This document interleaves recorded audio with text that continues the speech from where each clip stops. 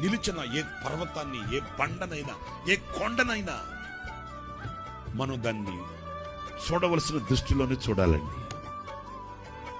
నా ప్రియమైన సహోదరులారా, మీ విశ్వాస జీవితంలోనైనా, మీ కుటుంబ పరంగానైనా, వ్యాపార ఉద్యోగ చదువుల రంగంలోనైనా, ఏ పరిస్థితులలో, ఏ స్థితిగతుల మధ్యలోనైనా నీవు వంగిపోయేవాడువు కాకుండా జయించగలిగిన, ఆ ఆధిపత్యం చేయగలిగిన, ఆ శక్తి కలిగిన వాణిగా నిన్ను చేస్తానని వాగ్దానము చేసిన దేవుని శక్తి కలిగిన వాక్కుని గనక ఈ రాత్రి నీవు విశ్వసించగలిగితే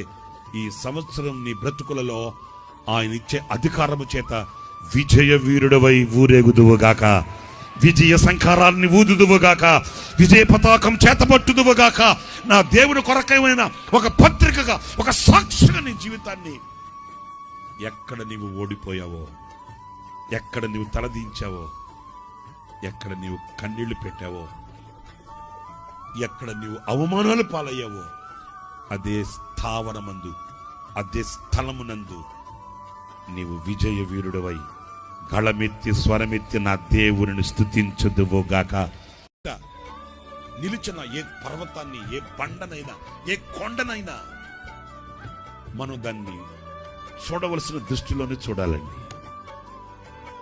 నా ప్రియమైన సహోదరులారా, మీ విశ్వాస జీవితంలోనైనా, మీ కుటుంబ పరంగానైనా, వ్యాపార ఉద్యోగ చదువుల రంగంలోనైనా, ఏ పరిస్థితులలో, ఏ స్థితిగతుల మధ్యలోనైనా నీవు వంగిపోయేవాడువు కాకుండా జయించగలిగిన, ఆ ఆధిపత్యం చేయగలిగిన, ఆ శక్తి కలిగిన వాణిగా నిన్ను చేస్తానని వాగ్దానము చేసిన దేవుని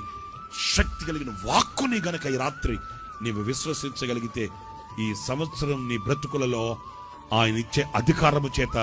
విజయ వీరుడవై ఊరేగుదువుగాక, విజయ సంకారాన్ని ఊదుదువుగాక,